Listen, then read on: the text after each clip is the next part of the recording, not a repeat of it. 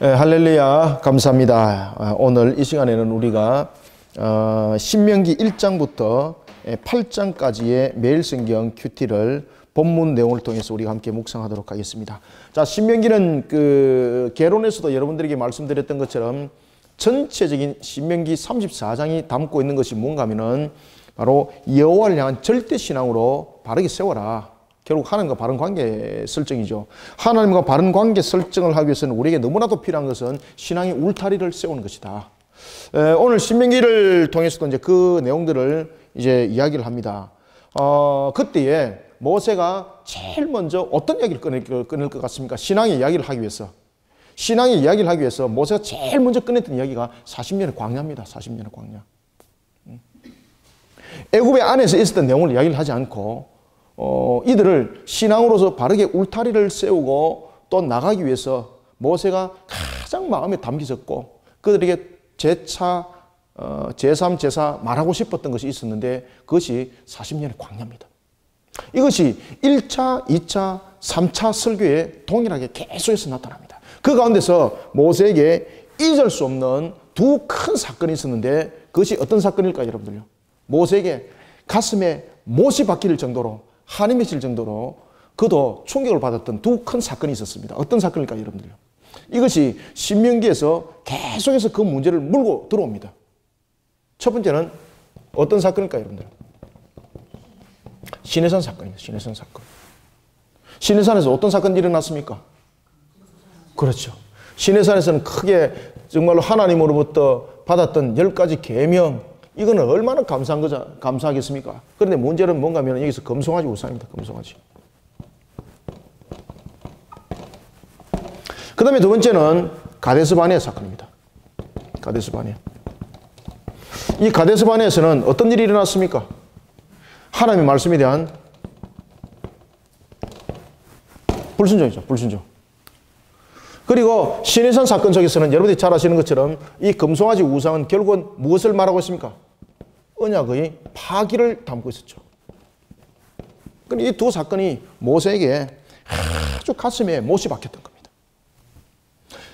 모세가 첫 번째, 두 번째, 세 번째 설교가 이 내용들을 줄을 이루고 있습니다. 이것을 가지고 계속해서 설교를 합니다. 하나님과 언약을 우리가 파기했던 내용들, 그 다음에 하나님의 말씀에 그 말씀을 믿지 않고 불순종했던 내용들. 말 그대로 신명기 전체가 가지고 있는 것이 신명기 전체가 가지고 있는 가장 두 가지의 핵심 단어가 뭐라 그랬습니까? 그렇죠. 언약과 순종. 이 내용들을 담고 있습니다. 따라서 우리가 매일 성경을 묵상하고 큐티를 할 때도 이런 내용들을 우리가 그 정신들을 세워서 가면 좋겠습니다. 시내산에 관한 부분들은 첫 페이지를 이렇게 열어보면은 여기에 간략한 요약들이 나와 있습니다. 이것을 여러분들이 참고하시고 읽어주시면 되겠고, 그 다음에 본문에 이제 첫 번째 보면은 5월달 첫 번째가 1장 1절부터 18절의 내용인데 방향을 돌려라. 뭐 어떤 방향을 돌리라는 이야기입니까? 어떻게 방향을 돌리라는 이야기입니까? 세상으로부터의 하나님께로 방향을 돌리라는 이야기죠. 이 속에서 등장하는 가장 대표적인 사건이 어떤 사건이었을까요? 그래서 모세가 어떤 내용을 다루고 있는가 하면은 바로 이 두 사건을 먼저 제시를 합니다. 제일 먼저. 그것이 1장에 하나는 호렙산이었고 하나는 가데스 바네아입니다. 그러면서 모세가 뭐라고 말하는가 하면은 우리가 호렙산에서 가데스 바네아까지 며칠 만에 갈 수 있는 길인데 10하루 만에 11일 만에 갈 수 있는 길을 우리가 얼마큼 걸었다고 말하고 있습니까? 40년을 걸었다. 40년을. 40년을 걸었다. 따라서 제1장은 전체적인 내용들을 어떤 내용들을 모세가 첫 번째 설교에서 이야기를 하고 있는가 하면 바로 40년의 광야의 생활입니다. 40년의 제1장은 40년의 광야. 40년의 광야.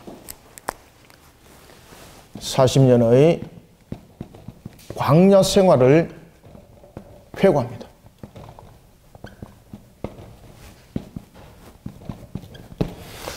그가 40년의 광야 생활을 회고하면서 머릿속에 두 가지 사건이 떠올랐다고 그랬죠.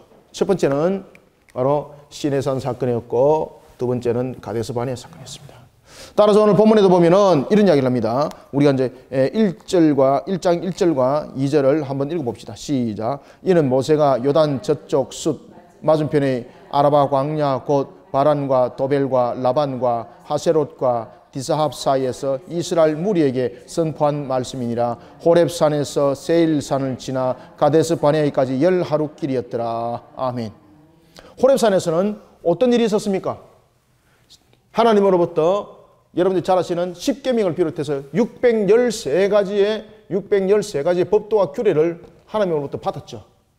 그 가운데서 하나님께서 10가지 대표적인 계명을 두 돌판에 새겨주셨죠. 그런데 모세에게는 이 기억만 있는 것이 아니죠. 어떤 기억이 있었습니까? 정말 뼈에 사무치는 사건이 있었습니다. 그것은 바로 금송아지 우상 사건이었습니다. 이 문제를 통해서 하나님께서는 이스라엘 백성들을, 이스라엘 자손들을 전부 다 제거해버린다 그러죠. 제거해버린다 그러죠. 그때 모세가 하나님께 여러분이 잘 아시는 것처럼 간구하며 기도합니다. 하나님, 이곳으로 인도하여서 이스라엘 자손들을 전부 다 멸하여버리면은 애굽에 있는 사람들이 우리를 향해서, 하나님 향해서 뭐라고 말하겠습니까? 그들의 신은 그들을 광야로 인도하여 죽이는 신이라고 말하지 않겠습니까? 그러니 이들을 용서해 주시고 하나님께서 그 영광을 받는 그 속에 이 백성들을 용서해 주십시오. 용서해 주십시오. 차라리 내 이름을 하나님의 생명의 기록책에서 지울지언정 이 백성들을, 이 자손들을 용서해 주십시오. 그죠? 이 모세인데 얼마나 여러분 가슴에 못이 박혔겠습니까? 뿐만 아니라 가데스 바네아에서는 여러분 잘 아시는 것처럼 가나안의 12정탐꾼이 문제가 됐던 거죠. 왜 정탐꾼이 생깁니까? 하나님께서 처음부터 정탐하라 그랬습니까? 하나님께서 정탐하라는 것이 아니라 하나님께서는 이미 그 말씀 속에 그 땅을 향해서 가라고 말씀하셨습니다. 그런데 왜 그들은 12정탐꾼을 등장시킬 수밖에 없었는가 하면은 자신들이 민심을 만들어가는 겁니다. 쉽게 말하면 민의를 자꾸 제시를 하는 거죠. 그때에 모세의 귀에 들렸던 것은 뭔가 하면은 가나안 땅에 가게 되면은 우리는 들리는 소문에 의하면은, 그리고 우리가 여러 가지 정황적인 측면에서, 상황적인 측면에서 정보 수집에 의하면은 그곳에 가면은 우리는 죽는다. 아무도 살아남지 못한다. 그곳에 가면은 우리는 오히려 그곳에서 노예살을 할 수밖에 없다. 우리가 들은 바에 의하면은 안악자손과 같이 장대한 그들, 철거병을 가지고 있는 그들 속에 우리는 완전히 무너짐을 당할 수밖에 없다. 그러니까 모세가 각 지파마다 한 명씩 세워서 그것을 확인하라. 그때 확인하라는 것은 무엇입니까?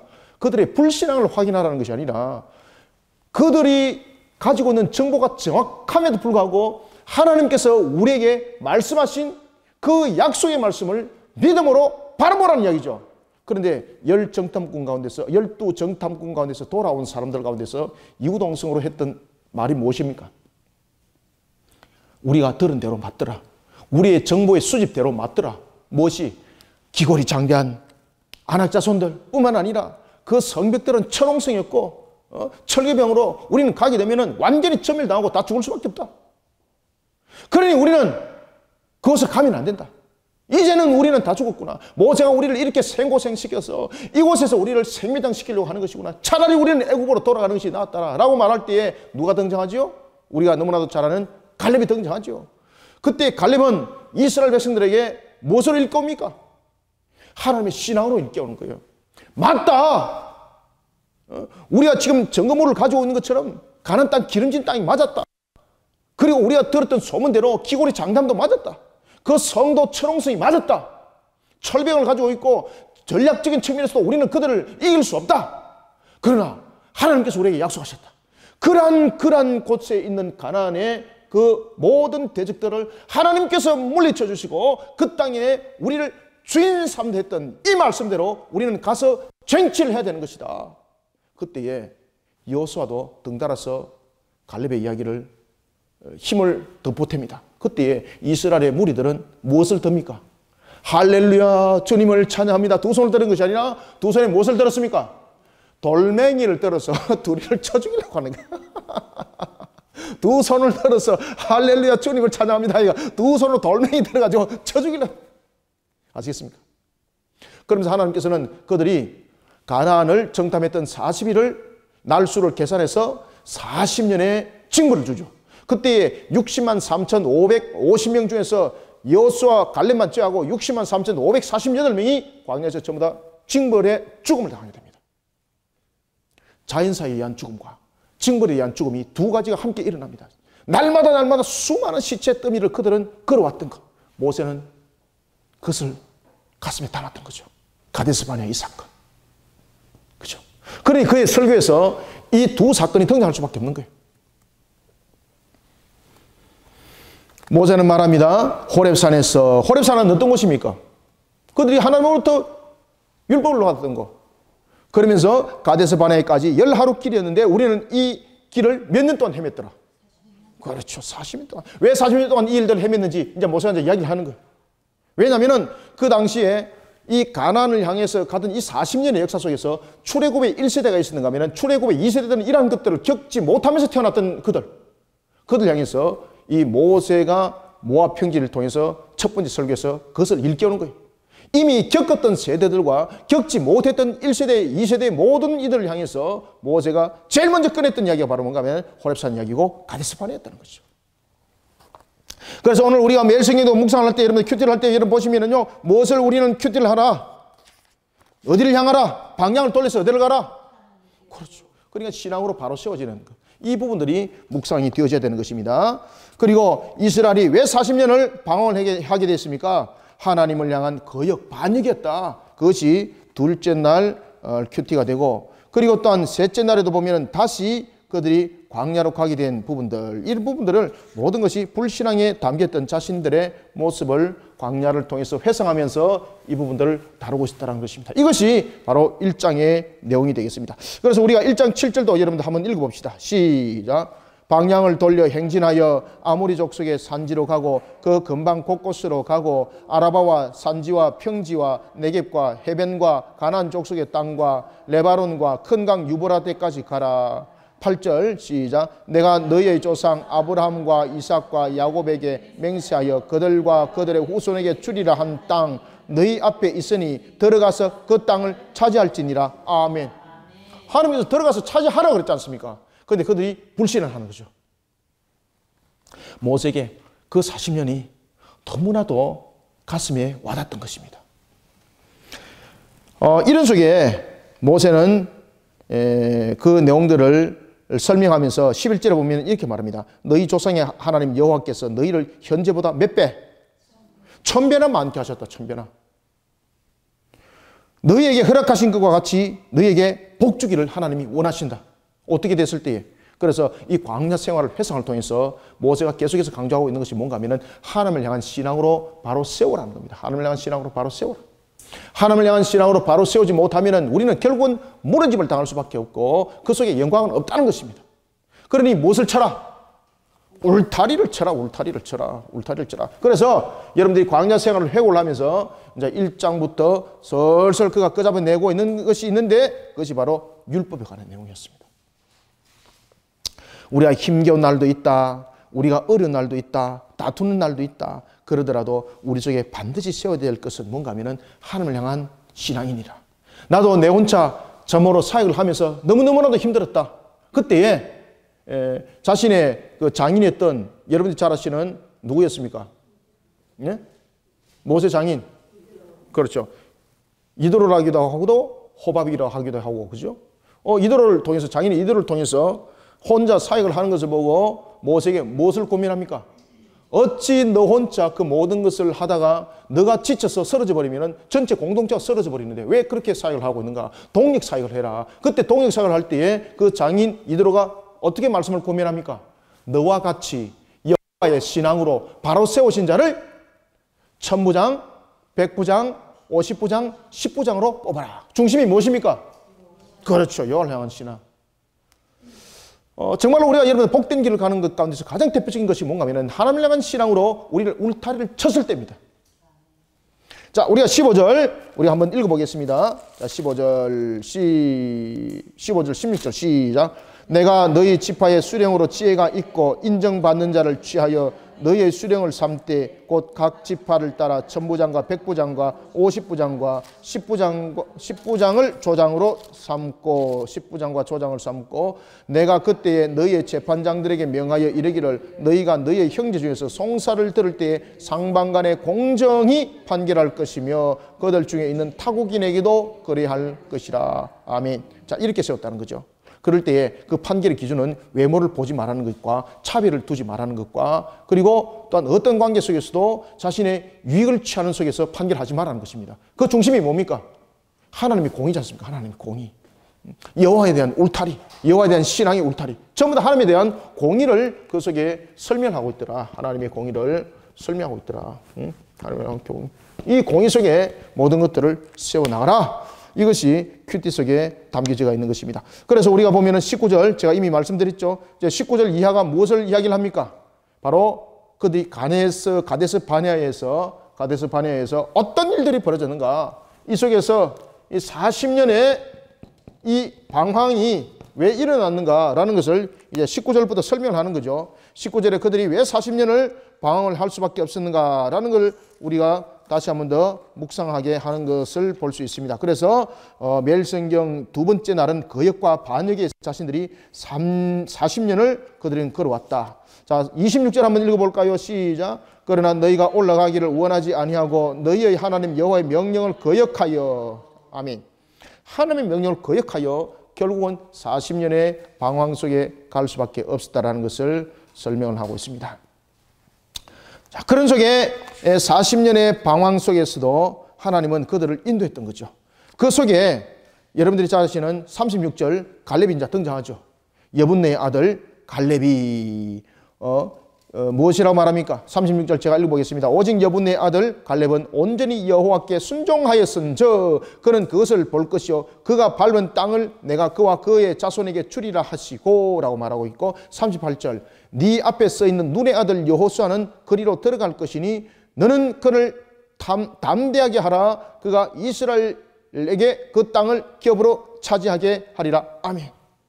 그러면서 하나님께서 두 가지를 약속하죠. 갈렙에게는 여러분들이 잘 아시는 것처럼 헤브론에 대해서 약속을 하고 있고 그리고 또한 여호수아에게는 그 지도자로서 이스라엘 전체를 이끌어갈 수 있는 기준을 삼습니다. 자, 여러분 보십시오. 지금 60만 550명 가운데서 남자 20세 이상 장정입니다. 60만 550명이 남자 20세 이상이죠. 20세 이상 남자 장정이었는데 이 60만 550명 가운데서 누구만 둘이 그렇죠. 갈렙과 성경에서 인물을 먼저 갈렙을 설명하고 있죠. 갈렙과 여호수아. 이 둘만 제외한 60만 548명은 여러분들 이 자연사가 아닙니다. 여기다가 어떤 죽음이 함께 보태집니까? 자연사가 60만 548명과 자연사가 40년 동안 일어납니다. 이거 여러분 나중에 계산기 한번 들어보십시오. 하루에 수많은 사람들이 죽어가는 겁니다. 그런데 놀랄 사실은 광야는 번성함이 있습니까? 광야는 메마름이 있습니까? 광야는 번성할 수 없어요, 여러분들요. 여러 가지 기후적인 조건적인 측면에서도 생명을 보존받을 수 없는 땅입니다. 그런데 놀랄 사실은 하나님께서 이 수를 보존합니다. 징벌 속에서도 하나님은 그들을 축복하셨던 그 약속의 말씀을 지켜나갔다는 이야기죠. 그러면서 출애굽의 제2세대들을 향해서 1세대를 지난 2세대를 향해서 모세가 이 사실을 다시 한 번 더 재확인시켜주고 있습니다. 그러면서 갈렙은 하나님께서 말씀하셨던 그 헤브론의 주인이 되었고 여호수아는 이스라엘의 지도자가 되었습니다. 모든 이 두 사람의 공통점은 뭔가 하면 여호와를 향한 신앙으로 하나님의 말씀에 순종하기를. 여호수아 갈렙이 이스라엘 무리들 가운데서 제일 능력이 있던 사람이 아니었습니다. 여호수아도 대표로 세워놓으니까 얼마나 떨렸던지 하나님께서 여호수아 1장을 통해서 여호수아에게 제일 먼저 했던 이야기, 너는 강해라, 담대해라, 내가 너를 도우리라, 내가 너와 함께하리라. 떨리죠. 그 당시에 여러분 무리들 가운데서 여호수아 갈렙보다도 더 강력한 세력들이 있었습니다. 그러면서 모세를 향해서 반란을 일으켰던, 언제 본문에 이제 등장합니다. 반란을 일으켰던 세력들이 있죠. 능력 있던 사람도 많았습니다. 그런데 하나님께서는 능력 있는 자를 쓰질 않았습니다. 어떤 자를 사용했습니까? 하나님의 말씀을 믿어 의심치 아니하고 그 신앙 가운데 세워진 자, 그를 세상 가운데도 세우시고 하나님은 그 형편도 함께 회복시켰습니다. 너무나도 중요한 것은 여러분들요, 영을 향한 신앙으로 우리를 먼저 만들어가는 것이 중요합니다. 이것을 신명기가 우리에게 가르쳐주고 있다라는 것입니다. 이 내용들을 신명기는 1장을 통해서 우리에게 말하고 있고, 자, 그 다음에 이제 제2장은 이러한 40년의 광야를 회고하면서 모세가 이제 그 내용들을 이어가죠. 이어갈 때 제2장은 바로 가나안 정복입니다. 가나안 정복에 있어서도 하나님의 말씀에 순종해라는 겁니다. 너희들의 능력으로 이제는 우리가 세력이 확정되었기 때문에 우리가 뭔가를 할 수 있다라고 말하지 마라. 항상 우리 속에 와닿는 단어 하나는 있는데 순종이라는 단어다. 하나님의 말씀에 항상 감사하고 그 말씀에 순종하고 그 결실의 열매들이 되어라. 따라서 가나안 정복 전쟁에 있어서도 화평케 해야 될 대상이 있었고 그들을 정복해야 될 대상이 있는데 이것을 구별하는 것입니다. 따라서 제2장은 모세가 가나안 정복입니다. 이제 가나안 정복 전쟁을 통해서 정복 전쟁을 통해 어떤 자들 화평케 될 세력이 있고 화평과 그 다음에 정복할 대상을 설명합니다. 누가 화평을 맺어야 되고 어떤 대상들을 정복해야 되는가? 이때에 화평과 정복에 대한 대상에 설명할 때에 모세가 참 재밌는 이야기를 합니다. 그것은 뭔가 하면은 이 화평에 대한 대상에 대해서 이야기를 할 때에 그 화평에 대한 화평의 기준이 뭔가 하면은 하나님의 언약입니다. 언약. 하나님의 언약이 기준이 되는 겁니다. 이게 무슨 말인가 여러분 아시겠습니까? 왜 여러분들 화평하는데 하나님의 언약이 기준이 되겠습니까? 하나님께서 언약을 맺었는데 언약을 맺은 그 언약을 무시하고 그들의 그저 능력으로서 가나안을 정복해버렸다. 그러면 여러분들 하나님의 나라 의미 없습니다. 그러면 하나님께서 이 화평의 기준과 그리고 화평의 기준을 통해서 그들과 함께 해야 될 세력이 있었는데 그가 누구였을까요, 여러분들요? 에서의 족속. 그 다음에 두 번째는 누굽니까? 누굴까요, 여러분들요? 오늘 이제 본문 속에서도 여러분들 그 이야기들을 우리에게 계속해서 설명해 주고 있거든요. 첫 번째는 우리가 4절 보십시오. 4절에 보면은 절대로 다투지 말라. 4절 보세요. 너는 또 그 백성에게 명령하여 이르기를 너희는 세일산에 거주하는 너희 동족이라 그러죠. 너희 동족 누굽니까? 에서의 자손. 왜 에서의 자손과 다투지 마라 그럽니까? 하나님이 그들에게 지경을 허락했다는 거죠. 그 다음에 두 번째는 다투지 말아야 될 족속이 누군가 하면은 9절을 한번 읽어봅니다. 시작. 여호와께서 네게 이르시되 모압을 괴롭히지 말라. 왜 괴롭히지 말라고요? 내가 하반절 보세요. 내가 누구에게? 룻 자손에게 그렇죠. 아르를 기업으로 주었습니다. 모압이었고 그 다음에 누굽니까? 암몬입니다. 암몬. 자, 암몬은 또 어디 나타나면 19절 읽습니다. 시작. 암몬 족속에게 가까이 이르거든 그들을 괴롭히지 말고 그들과 다투지 말라. 암몬 자손의 땅은 내가 네게 기업으로 주지 않았다. 누구에게 줬다? 내가 그것을 누구 자손? 오늘도 본문에게 계속해서 이야기를 합니다. 롯 자손이죠. 하나는 에서의 자손이었고 하나는 누구였다? 롯 자손이었다. 롯은 여러분들이 잘 아시는 것처럼 롯은 어디에서 나왔던 자입니까? 갈대아 우르에서. 갈대아 우르에서 누구와 함께 나왔습니까? 그렇죠. 아브라함과 함께 놀 때 하나님이 롯을 아브라함과 나누면서 그에게 지경을 허락하시죠. 그 언약을 내가 세웠기 때문에 너희들은 이 두 자손의 땅, 두 자손으로 인해서 일어난 이 세 자손들의 그 땅은 너희들은 화평을 삼아라.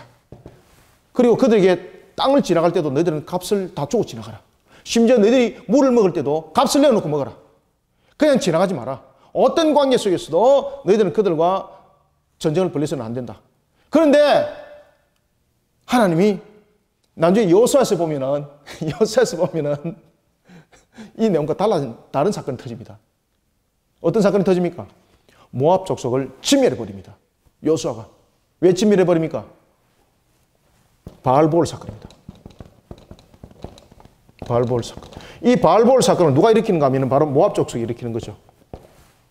그들이 행진을 하는데 하나님의 말씀대로 그들은 모든 것들을 이어갈 때에 이 모압 족속들이 허락지 않습니다. 그리고 이스라엘이 그 땅을 우회해서 가는데 여러분들이 잘 아시는 발람과 발락 사건 아시죠? 하나님으로부터 저주가 아니라 축복의 음성을 듣게 되었던 그 발락. 그 발람이 무엇을 가르치는가 하면은 그들이 행진한 그 말미를 지 모압에 우리가 이제 잘 알고 있는 그 가나안의 우상적인 요새 속에서 행음을 일삼고 있던 우리가 쉽게 말하면 바알과 아세라 그 부분들을 전파하는 거죠. 그러면서 그 후비 쪽에서 음란한 이방의 관습들을 닮아가면서 내부의 공동체가 무너지기 시작합니다. 그러면서 하나님으로부터 강력한 징계를 받습니다. 이 모압을 용서하지 않습니다. 이 모압을 용서하지 않는 가장 큰 근거가 바로 우상 속의 마귀의 앞잡이들을 용서하지 않는 하나님의 심판이 그 속에 나중에 적용이 되는 겁니다. 그래서 1차 정복 전쟁에서는 모압 자손은 하나님의 말씀 속에서 그들이 이스라엘과 대적을 이루지 않지만은 2차 정복 전쟁에서는 이 모압이 진멸을 당하게 되는 것은 바로 바알볼 사건 때문이었습니다.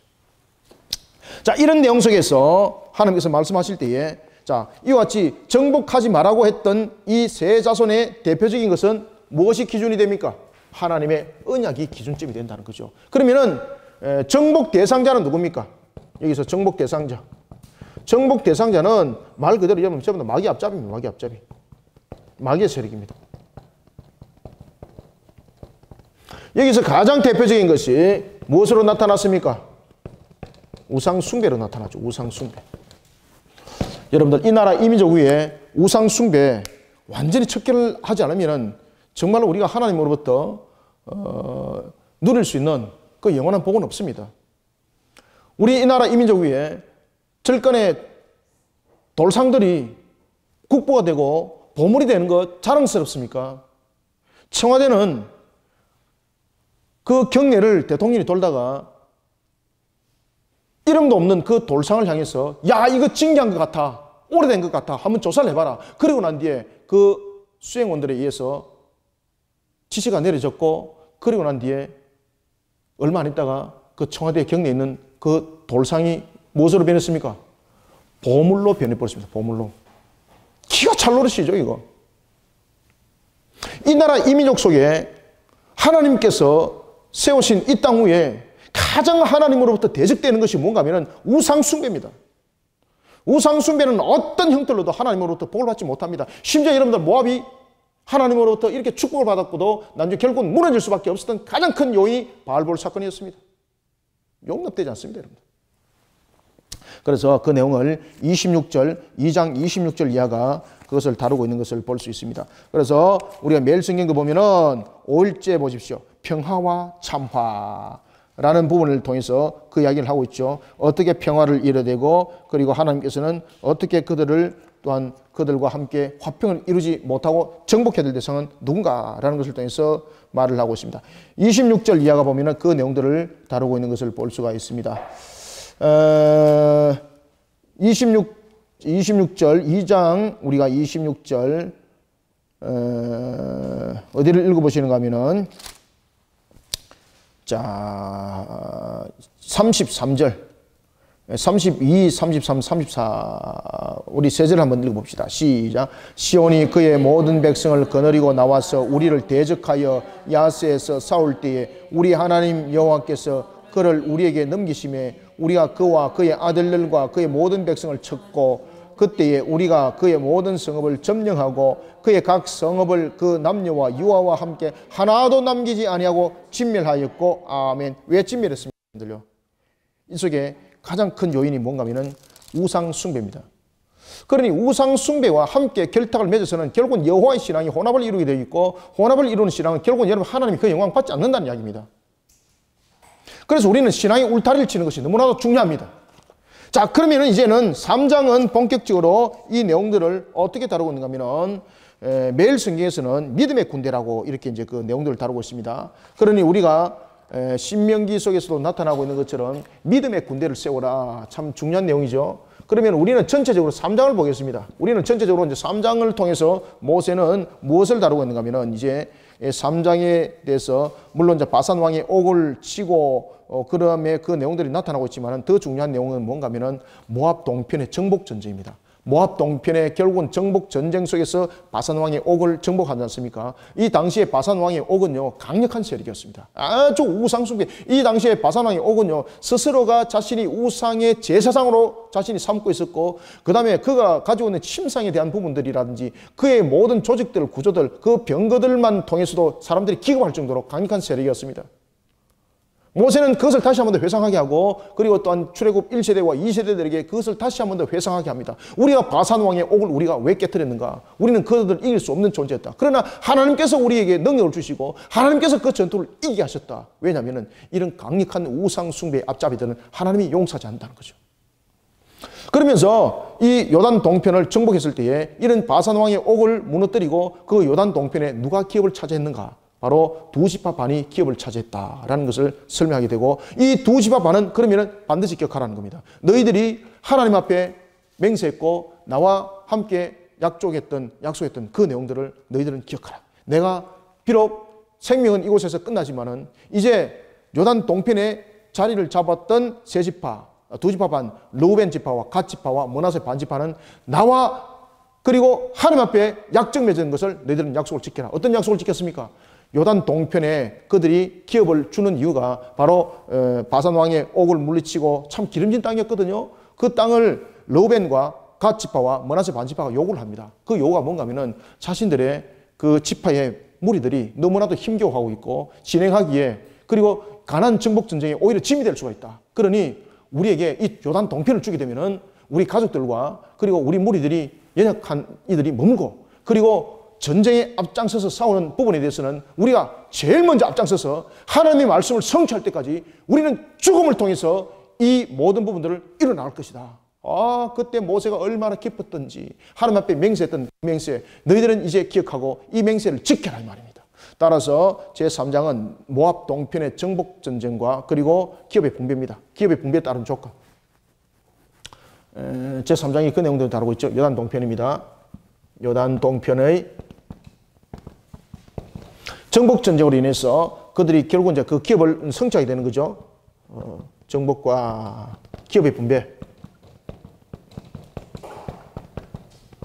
이때 기업의 분배는 르우벤 지파와 그리고 갓 지파와 어디입니까? 그렇죠. 므낫세 반 지파. 설명을 제가 드렸죠. 따라서 모세는 자신의 그 유언을 이제 남기는 측면에서 첫 번째 설교를 통하여 너희들이 르우벤 지파와 갓 지파와 므낫세 반 지파는 너희들이 내 앞에서 약속한 것이 아니라 하나님 앞에서 맹세했고 하나님 앞에서 약속하신 그 약속을 너희들은 반드시 이루도록 하라라는 것이 여러분들 바로 3장의 내용이 되겠습니다. 이와 같이 이제 이런 속에 그들은 이스라엘의 선봉이 되어서 이 모든 것을 성취해 나갈 것을 설명하고 있습니다. 자, 우리가 3장 18절 한번 읽어보겠습니다. 시작. 그때에 내가 너희에게 명령하여 이르기를 너희의 하나님 여호와께서 이 땅을 너희에게 주어 기업이 되게 하셨은저. 여기서 너희는 누굽니까? 르우벤, 갓, 므낫세 반 지파죠. 계속해서 읽습니다. 너희에게 주어 기업이 되게 하셨은즉 너희의 군대들은 무장하고 너희의 형제 이스라엘 자손의 선봉이 되어 건너가되 아멘. 그 약속을 지키라는 이야기죠. 그런데 하나님께서는 나중에 이들을 여호수아서에 보면은 이들이 전투에서 이제 승리를 하고 정말로 앞장서서 그들이 생명을 다해서 그 정복 전쟁을 벌립니다. 그리고 난 뒤에 그들이 돌아갈 때에 빈손으로 돌려보내지 않습니다. 하나님께서 결과물을 주셔서 보낸 거예요. 그래서 여러분들 보시면은요, 우리가 주님의 일을 할 때에 우리가 하나님으로부터 받은 은혜가 있다면은 그 은혜를 감사함으로 우리가 쏟아낼 줄 아는 신앙, 뿐만 아니라 우리가 하나님의 나라를 위해서 헌신하고 희생하는 데 있어서 계산하지 않는 신앙, 주님의 말씀에 늘 순종하는 신앙, 이 신앙 속에 여러분 반드시 결과는 있습니다. 이렇게 우리가 우리 모습들을 여러분들 세워나가야 됩니다. 그 내용들을 우리가 3장이 다루고 있습니다. 그러면서 3장이 이렇게 말합니다. 자, 3장 28절 한번 또 읽어보겠습니다. 시작. 너는 여호수아에게 명령하고 그를 담대하게 하며 그를 강하게 하라. 그는 이 백성을 거느리고 건너가서 네가 볼 땅을 그들이 기업으로 얻게 하리라 하셨느니라. 아멘. 하나님께서 모세로 하여금은 요단을 건너지 못한다고 말하고 있습니다. 그때 여러분들 보시면 27절 보십시오. 너는 비스가 산 꼭대기. 여기서 비스가는 어디입니까? 느보산이죠. 비스가는 느보산입니다. 느보산에서 그가 요단강을 건너지 못하면서 가나안 땅을 포기합니다. 그러면은 모세가 그가 죽음을 맞이했던 것은 어떤 병들어서 연약해서가 아니라 그가 이미 기력도 남아있고 장수한 분량에서 하나님께서 그에게 생명을 거둬가 버립니다. 거둬가면서 이렇게 말합니다. 너는 여호수아를 세우라. 명령하시죠. 요단 동편에 대한 정복과 기업의 분배도 마찬가지입니다. 하나님께서 말씀하신 그 말씀에 순종하고 그 약속 앞에 우리는 또한 복종하고 이 부분들의 신앙들을 반드시 세워 나가야 된다라는 것을 우리에게 3장은 설명해 주고 있습니다. 그 다음에 자 이제는 제4장은 보면은 어떤 내용들을 다루고 있는가 하면은 이제 율법에 관한 내용들을 다루고 있습니다. 이 특히 4장은 하나님과 바른 관계입니다. 하나님과의 바른 관계. 하나님과의 바른 관계를 세워나가라. 하나님과 바른 관계를 세우기 위해서는 그러면 어떻게 되는가? 하나님과 바른 관계에 대한 설정이 있어야 될 것 아니겠습니까? 그 바로 설정이 뭔가 하면 율법 준행이었습니다. 그래서 제4장은 어떤 내용을 여러분들 다루고 있습니까? 조금 빨리 진행하겠습니다. 율법 준행에 따른 명령과 순종입니다. 율법의 준행에 따른 명령과 그리고 순종을 제4장이 담고 있습니다. 따라서 이제 우리가 이제 제4장에 보면은 제4장은 1절이 참 중요하죠. 매일 성경도 이렇게 말합니다. 말씀의 백성이 되어라. 그렇죠? 말씀의 백성이 된다는 것은 결국은 여러분들 하나님과의 관계를 바르게 세우는 그 관계 설정입니다. 그러면서 이제 4장의 형상과 소리 이 내용을 다루고 있고 그 다음에 여호와를 알라 이것이 결국은 여러분 하나님과 바른 관계를 아는 바른 세우는 측면에서 그 내용을 다루고 있고 그 다음에 이제 4장 44절부터 5장 10절에 보면 나 외에는 어떤 신도 섬기지 말라는 거죠. 하나님과 바른 관계를 설정하라. 이때 바른 관계 설정은 그 기준이 뭡니까? 율법 준행입니다. 율법 준행. 4장은 전체적으로 이 내용들을 다루고 있습니다. 따라서 우리는 4장을 묵상하실 때에 오늘도 하나님께서 우리에게 주신 그 말씀을 나를 통해서 그 말씀을 통해서 나를 비춰봐야 됩니다. 나를 비춰보면서 내 생업을 통해서 내가 정말로 하나님의 법을 지키지 못하는 것들이 어떤 것들이 있는가, 그 속에 내가 하나님의 영광을 가리면서 내가 바른 관계를 설정하지 못한 것은 어떤 것이 있는가, 이것을 돌이켜보면서 회개하는 묵상들이 되시길 바랍니다. 그러면은 하나님께서 이렇게 말합니다. 자, 4장 1절 여러분들 한번 읽어봅시다. 시작. 이스라엘아, 이제 내가 너희에게 가르치는 규례와 법도를 듣고 준행하라. 그리하면 너희가 살 것이요 너희 조상의 하나님 여호와께서 너희에게 주시는 땅에 들어가서 그것을 얻게 되리라. 아멘. 이 4장 1절이 굉장히 중요한 내용입니다. 이 4장 1절이 어떤 내용을 다루고 있는가 하면 하나님의 말씀을 우리가 가르쳐야 될 이유와 그리고 그 말씀을 따랐을 때 나타나는 결과를 지금 순서적으로 우리에게 말해주고 있습니다. 그러면 제일 먼저 우리가 하나님의 바른 관계를 설정하기 위해서는 제일 먼저 일어나야 될 사역이 무슨 사역이라고 말하고 있습니까? 그럼요, 맞습니다. 제일 먼저 일어나야 될 그 가르치는 사역입니다. 교회에서 여러분들 제일 먼저 일어나야 될 사역이 무슨 사역입니까? 가르치는 사역. 알지 못하고 어떻게 우리가 전할 수가 있습니까? 하나님을 바르게 알지 못하고 예수 그리스도를 바르게 알지 못하고 십자가를 바르게 알지 못하고 무슨 복음을 전합니까, 여러분들? 그 다음에 가르침을 받았거들랑 준행하라는 것입니다. 따라서 4장 1절이 그만큼 중요한 구절을 우리에게 담고 있습니다. 그러므로 우리는 하나님과 바른 관계를 설정하기 위해서는 제일 먼저 어떻게 되는가 하면 첫 번째 가르쳐야 된다. 가르치는 것을 결치해서는 안 된다. 그게 순서입니다, 이게. 전체적으로 첫 번째는 이게 1, 2, 3, 4 적기보다는 제가 여러분들에게 이걸 화살표를 해야만이 여러분들에게 다시 한번 각인이 될 것 같아요. 제일 먼저 하나님과 바른 관계를 하기 위해서는 먼저 가르쳐야 됩니다. 가르치는 거. 하나님과 이 관계 속에서 먼저 알지 못하고는 아니 된다는 겁니다. 그 다음에는 어떻게 하라는 겁니까? 이 말씀을 가르쳤거들랑 그 말씀을 두 번째는 어떻게 준행하죠? 그렇죠. 듣고 준행해야 돼. 듣고. 말씀을 가르쳤거들랑 어떻게 듣고라는 것은 뭡니까? 가르칠 때 배우라는 겁니다. 가르쳤는데 안 배우고 도망치는 것들도 있다는 거죠. 가르치기는 열심히 가르치는데 배울 자 없으면 안 되겠죠. 그래서 가르칠 때는 배울 자가 항상 있으라는 겁니다. 그래서 배우라는 겁니다. 배우라. 그리고 듣고는 어떻게 하라는 이야기죠? 그렇죠. 실천하라는 겁니다. 실천. 말씀의 삶이죠.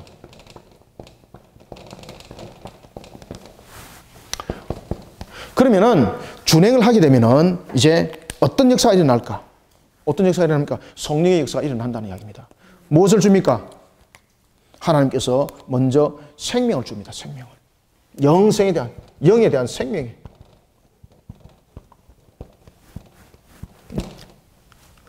그리고 난 뒤에는 이 생명을 줄 뿐만 아니라 이 속에서 또한 우리에게 오늘도 이야기를 하고 있습니다. 생명을 줄 뿐만 아니라 이 생명을 줌으로써 또한 이렇게 너희는 살 것이요 라고 말하고 있죠. 살 것이요. 이게 구원, 생명을 주는 겁니다.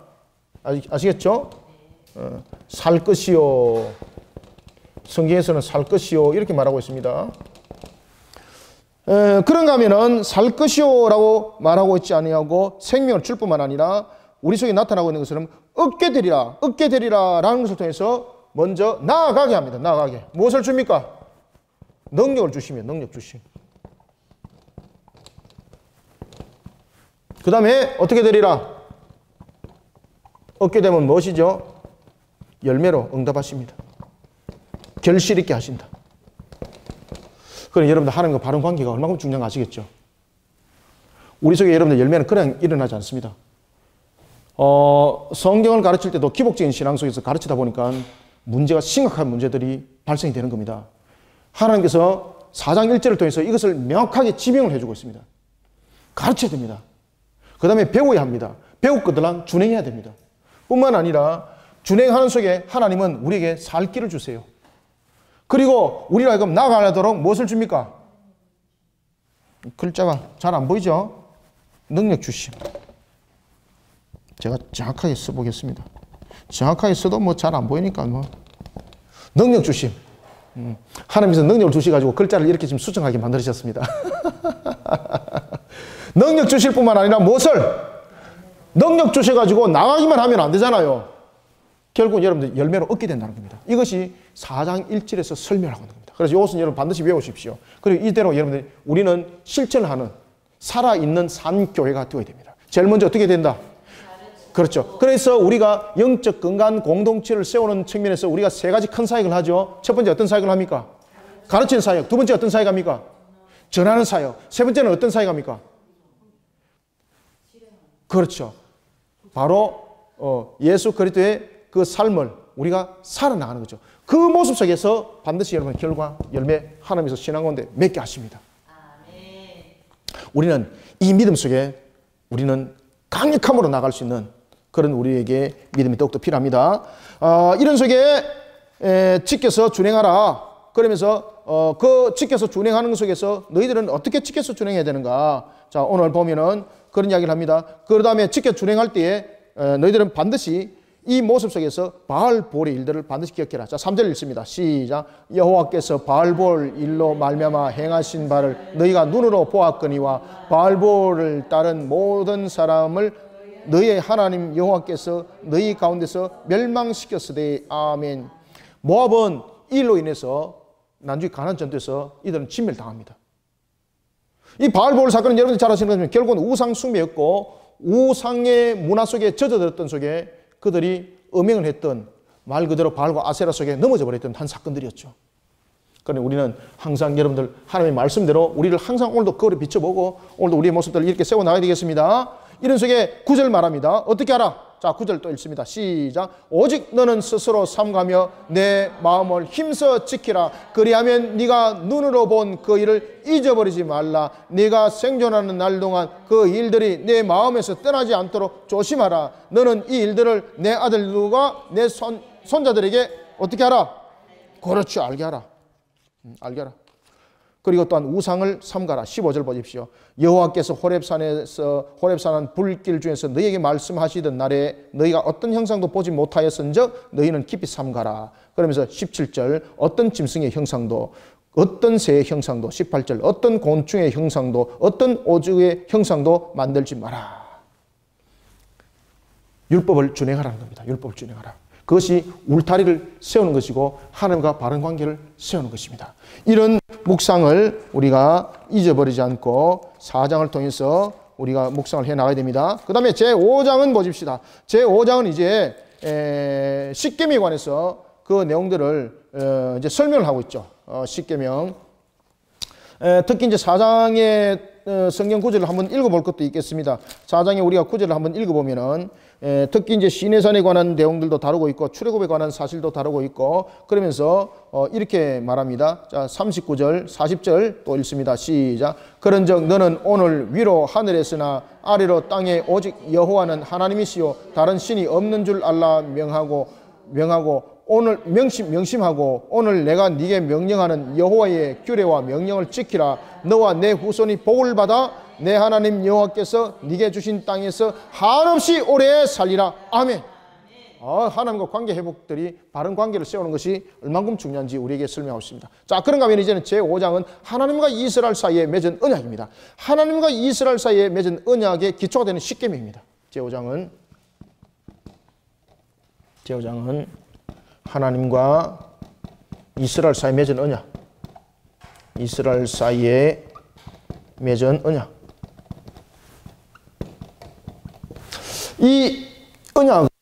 이 언약의 기초가 무엇입니까? 언약의 기초가 되는 십계명. 십계명을 제5장에서는 이제 설명하는 것을 볼 수가 있습니다.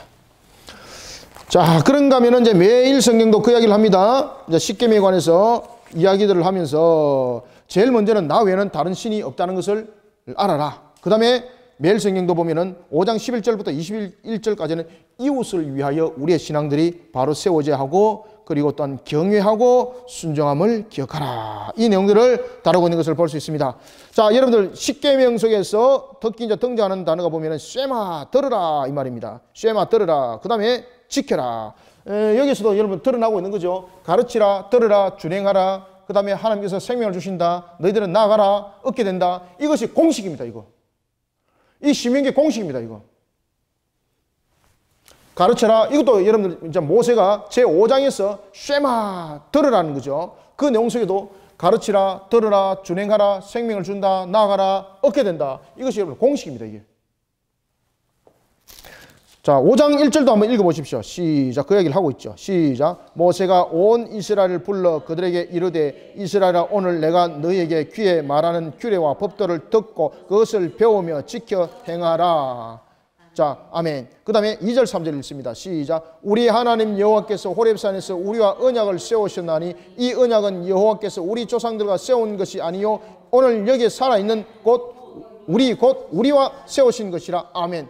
이 말씀을 지켜라는 거죠. 이 말씀 속에 지켜 준행한 속에 하나님께서 말씀하십니다. 천대의 복에 이르리라. 하나님은 그들을 출애굽했을 때도 6절은 보면은 나는 너를 애굽 땅에서 종되었던 집에서 인도해낸 하나님이다. 똑바로 알아라는 거죠. 하나님과 이스라엘 사이에 맺은 언약의 기초가 되는 십계명을 통해서 제일 먼저 무엇을 설명하는가 하면은 십계명의 서론을 통해서도 하나님께서 말씀하시는 내용이 하나가 있는데 그것은 뭔가 하면은 하나님이 이스라엘 백성들을 어떻게 인도했는가라는 것을 먼저 서론에서 설명하면서 십계명을 딱 들어가는 거죠. 그때에 십계명에 대해서 이야기를 할 때에 하나님 외에 어떤 신도 없다는 겁니다. 그러면서 9절 읽습니다. 시작. 그것들에게 절하지 말며. 여기서 그것들은 무엇입니까? 우상 숭배적 요소죠. 하늘로부터 땅으로부터 물속으로부터 어떤 우상의 형상으로부터도 너희들은 절하지 말라. 계속 읽습니다. 그것들을 섬기지 말라. 내 하나님 여호와는 질투하시는 하나님이신즉 나는 미워하는 자의 죄를 갚되 아버지로부터 아들에게로 3, 4대까지 이르게 하거니와. 10절. 나를 사랑하고 내 계명을 지키는 자에게는 천대까지 은혜를 베푸느니라. 아멘. 여기서 3, 4대는 여러분 저주의 사슬이 아닙니다. 그만큼 죄가 영향력을 끼친다는 이야기고 하나님의 말씀을 지켜 준행할 때 그 축복은 우리로 하여금 다른 어떤 것들로도 비교할 수 없다는 것이 바로 천대에 이르는 복이라는 것을 설명하고 있습니다. 이때에 질투하시는 하나님, 여러분들 이 질투하시는 하나님은 어떤 뜻을 담고 있을까요? 이 질투한다는 것은 우리에게 무엇을 설명할까요? 여러분들 질투한다는 것은 다시 말하면은 여기서 하나님께서 질투한다는 것은 어떤 하나님의 시기함과 이런 부분들을 말하는 것이 아니라 악에 대해서는, 불의에 대해서는 분명히 하나님께서 심판하시고, 그리고 또한 여호와의 신앙으로 세워진 자에게는 반드시 축복하시는 하나님, 이것을 지금 질투하시는 하나님에서 나타내고 있는 겁니다. 이해가시겠죠? 자, 질투하시는 하나님이라는 것은 야, 하나님 진짜 째째하네, 이것이 아닙니다. 첫 번째는 어떤 악의 요소도 하나님으로부터는 용서받는다, 용서받지 못한다, 용서받지 못한다는 것을 설명하고 있고, 두 번째는 여호와의 신앙 가운데 세워진 자를 향해서는 하나님께서 축복한다는 이야기입니다. 이것을 질투하시는 하나님이 담고 있는 겁니다. 자, 그러면서 그 축복이 하나님의 신앙 가운데 바로 세워진 자는 천대까지 은혜를 베풀리라 라는 것은 영원성을 말하고 있습니다. 그러니 우리에게 일어나야 될 것은 하나님을 향한 신앙이 얼만큼 중요한가를 설명하고 있는 것이 되겠습니다. 자, 그러면서 오늘 이제 보면은 안식일에 관해서 12절 말하고 있습니다. 특히 출애굽기에서 안식일은 그 기준이 무엇이 기준이 되겠습니까? 하나님의 창조사역이 기준이 되는 거죠. 안식일에 관해서 이야기를 할 때에.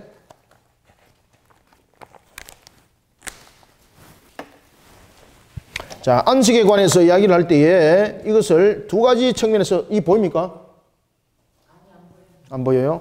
안식에 관해서 이야기를 할 때에 두 가지를 합니다. 하나는 출애굽기고 하나는 신명기인데, 출애굽기는 하나님의 창조 사역이 중심이 되고 있고, 오늘 우리가 이제 신명기를 보십시오. 신명기는 출애굽기와 이제 다른 부분들이 있습니다. 그것은 바로 뭔가 하면은 오늘 본문 속에도 나타나고 있는 것처럼 이스라엘 백성들을 애굽 땅에서 인도해 주신 하나님의 구원의 사역을 강조하고 있습니다. 신명기는 여기서 하나님의 구원의 사역을 강조하고 있습니다. 안식일을 통해서. 이 강조점들이 다릅니다. 그러면은 우리는 이 부분들을 두 가지를 함께 모두 다 아우러서 보아야 될 신앙관이 있어야 되겠습니다. 그러면은 우리가 이제 출애굽기를 통해서, 그리고 나타나고 있는 것은 세상을 창조하신 하나님, 그러면은 우리가 세상으로부터 구별되어야 될 존재라는 것을 말하고 있고, 그리고 구원의 사역에 있어서도 오직 하나님 안에서만 일어난다는 이 사실을 통해서 우리가 어디 안에 머물러야 되는가? 그렇죠. 하나님 안에 머물렀을 때에 우리에게 진정한 안식이 있다는 겁니다. 하나님 안에 머문다는 것은 뭡니까? 타락한 세상으로부터 구별하는 것이라는 겁니다. 하나님께서 창조하신 모든 창조의 선한 그 터 위에 우리를 세워놓는 것이라고 우리에게 말을 해주고 있습니다. 그러면서 또한 우리가 이제 22절부터도 이제 그 내용들을 이제 쭉 다루고 있죠. 여호와의 음성을 두려워하는 자가 되어라. 그러면서 28절 말합니다. 여호와께서 너희가 내게 말할 때에 너희가 말하는 소리를 들으신지라. 여호와께서 내게 이르시되 이 백성이 내게 말하는 그 말소리를 내가 들은즉 그 말이 다 옳도다. 다만 29절 읽습니다. 시작. 다만 그들이 항상 이 같은 마음을 품어, 첫 번째 딱 써놓으세요. 첫 번째 무엇을 하라? 나를 경외하며, 두 번째 내 모든 명령을 지켜서 그들과 그 자손이 영원히 복받기를 원하노라. 아멘. 이것이 결론입니다. 이것이 제5장의 결론입니다. 제5장의 결론은 바로 29절입니다. 항상 이 말씀을 마음에 품어라. 그리고 어떻게 하라? 이 모든 명령을 지켜라. 어떻게? 그 자손에게 영원히 지키도록 해라. 그것이 바로 영원히 복받는 길이다. 자, 그런가 하면 이제는 제6장과 7장, 8장, 자, 마무리를 이제 하도록 하겠습니다. 자, 그런가 하면 이제는 6장은 어떤 내용들을 우리에게 다루고 있는가 하면 바로 여호와를 사랑하라는 겁니다. 자, 우리가 하나님께서 우리에게 큰 계명을, 두 계명을 줬습니다. 하나는 어떤 계명입니까? 하나님을 사랑하라. 또 한 계명은 어떤 계명이 줬죠? 그렇죠. 이웃을 사랑하라. 아, 너무나도 잘하시네. 이대로 여러분들 하고 계시죠? 왜 대답들을 안 하세요? 그럼요. 와, 그 입을 다물고 계세요, 그래. 예. 항상 우리가 여러분들 부족함은 있지만은 또 부족함 속에 우리를 또 비춰보고 또 잘못하고 있는 것은 우리가 또 회개하고 바르게 맞춰가면 되는 것 아니겠습니까? 입 딱 다물지 마시고 항상 여러분들 이 부분에 대해서는 아멘으로 다가서시길 바랍니다. 제6장이 우리에게 무엇을 설명해주고 있다? 여호와를 사랑할 것과 계명 준수에 대한 명령입니다. 여호와를 사랑할 것. 여호와를 사랑할 것. 사랑할 것과, 그리고 오늘 본문 속에도 이야기를 하고 있습니다. 계명 준수에 대한 명령입니다. 계명 준수에 대한 명령을 담고 있다. 자, 그러면은 우리가 매일 성경 6장에도 보면은 순종과 사랑의 방식 나와 있죠. 그 다음에 6장 10절부터 25절은 기억하라. 그 다음에 7장은 차지할 땅으로 들어가라. 이 내용을 다루고 있는데 우리가 6장을 우리가 한번 보도록 하겠습니다. 자, 6장에 보면은 6장 1절 한번 읽어봅니다. 자, 이게 계속해서 제가 여러분들에게 지금 읽으라고 하는 것은 굉장히 중요하게 우리가 핵심적으로 이 요점을 우리에게 밝혀주고 있는 겁니다. 자, 6장 3절 한번 읽습니다. 시작. 이스라엘아 듣고 삼가 그것을 행하라. 그리하면 네가 복을 받고 내 조상들의 하나님 여호와께서 내게 허락하심 같이 젖과 꿀이 흐르는 땅에서 네가 크게 번성하리라. 아멘. 복을 구하는 것의 기준이 뭔가 하면은 하나님의 말씀을 지켜 준행하라는 것입니다. 그러면서 4절도 말합니다. 이스라엘에 들으라. 우리 하나님 여호와는 오직 유일한 여호와이시니. 5절 또 읽습니다. 시작. 너는 마음을 다하고 뜻을 다하고 힘을 다하여 누구를 사랑하라? 내 하나님 여호와를 사랑하라. 아멘. 사랑한다는 것은 최고의 가치로 여기는 것이죠. 그 사랑한다는 것은 하나님을 사랑한다는 것은 하나님을 경배하는 것을 나의 최고의 가치로 두는 것입니다. 이런 모습 속에 우리는 반드시 세워나가야 되는 것입니다. 그러나 불순종했을 때는 어떻게 되는가? 하나님께서 말씀하십니다. 불순종했을 때는 그들을 향해서 말씀하시기를 너희들에게는 복이 없다라고 말씀하시죠. 자, 24절, 25절 두 절 또 한번 읽어보겠습니다. 시작. 여호와께서 우리에게 이 모든 규례를 지키라 명령하셨으니 이는 우리가 우리 하나님 여호와를 경외하여 항상 복을 누리게 하기 위함이시며 또 여호와께서 우리를 오늘과 같이 살게 하려 하심이라. 우리가 그 명령하신 대로 이 모든 명령을 우리 하나님 여호와 앞에서 삼가 지키면 그것이 곧 우리의 의로움이라 하실지나. 아멘.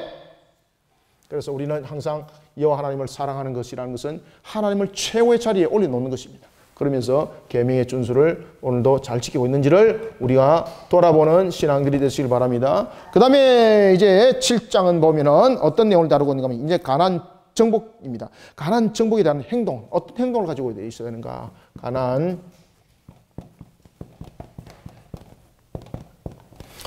오늘 본문에 보면 가나안 정복에 따른 행동과 규범입니다. 정복에 따른 행동과 그 규범을 우리가 다루고 있는 것을 볼 수 있겠습니다. 자, 그러면 이제 가나안 정복에 대해서 그 내용들은 제일 먼저 가나안 정복하는 것은 뭔가 하면은 결국은 우상을 침멸하는 겁니다. 그들이 미워서 그런 것이 아니라 그들과 함께 하지 못하는 이유가 뭔가 하면은 바로 우상 숭배라는 거죠. 4절을 한번 읽어보겠습니다. 4절, 5절, 2절 시작. 그가 내 아들을 유혹하여 그가 여호와를 떠나고 다른 신들을 섬기게 함으로 여호와께서 너희에게 진노하사 갑자기 너희를 멸하실 것임이니라. 오직 너희가 그들에게 행할 것은 이러하니 그들의 제단을 헐며 주상을 깨뜨리며 아세라 목상을 찍으며 조각한 우상들을 불살을 것이니라. 아멘. 자, 가나안 정복 전쟁에서 행동과 규범은 무엇입니까? 우상의 척결입니다. 우상 척결. 우상 척결. 우상을 반드시 척결하라. 이런 모습 속에 우리에게 명하고 있습니다. 그러면서 자, 9절도 한번 읽어볼까요? 시작. 그런즉 너는 알라 오직 내 하나님 여호와는 하나님이시오 신실하신 하나님이시라. 그를 사랑하고 그의 계명을 지키는 자에게는 어떻게 천대까지 그의 언약을 이행하시며 인애를 베푸시되. 아멘. 그러면서 말씀하십니다. 22절 또 읽어봅니다. 시작. 내 하나님 여호와께서 이 민족들을 네 앞에서 조금씩 쫓아내시리니 너는 그들을 급히 멸하지 말라. 덜짐승이 번성하여 너를 해할까 하노라. 아멘. 이것은 무슨 말인가 하면 하나님께서 가나안 백성들을 일일이 쫓아보낼 경우도 있고 또한 걸러서 쫓아보낼 경우도 있는데 그 모든 기준은 하나님께서 명한 바에 대한 순종이라는 것입니다. 여기서 사사시대 이제 일들이 여기서 터지는 거죠. 자신들이 판단해버리죠. 자신들이 판단해서 그들과 함께 유하게 되는 것이고 이런 속에 결국은 그들이 가나안에 오히려 종살이를 하게 되는 그런 역사가 일어났던 것을 볼 수 있습니다. 자, 이런 속에 우리가 이제 8장을 보겠습니다. 제 8장은 어떤 내용들을 다루고 있는가 하면은 하나님의 은혜를 망각하면 안 된다는 겁니다. 하나님의 은혜를 망각하지 말고 항상 하나님의 명령에 순종하는 자가 되어라. 하나님의 은혜를 망각하지 말고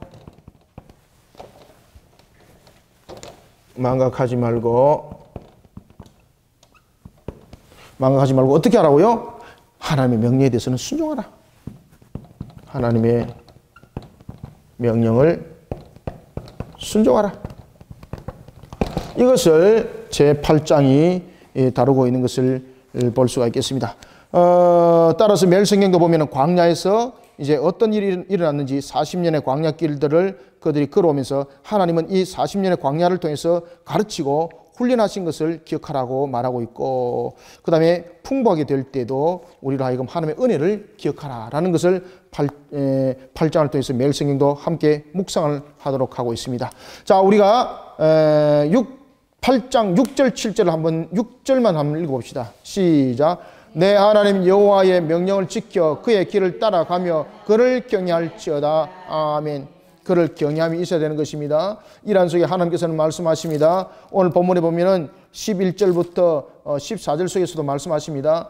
하나님께서는 소와 양도 번성시키고 언금을 정식시키고 모든 소유가 풍부하게 하시고, 그리고 또한 우리에게 모든 염려를 하나님께서는 잊혀지게 할 것이다. 그러니 오늘도 우리 속에 나타나야 될 것은 하나님의 은혜를 망각하지 말고 하나님의 말씀에 그 명령에 순종하는 자가 되어라 라는 것이 우리의 8장의 묵상의 내용이 되겠습니다. 오늘도 이와 같이 여러분들이 매일 성경을 1장부터 8장까지 은혜롭게 잘 묵상하셔서 하나님께서 맺혀주는 결실의 열매로, 풍성한 열매로 응답받는 우리 모든 성도들이 되시기를 소망합니다.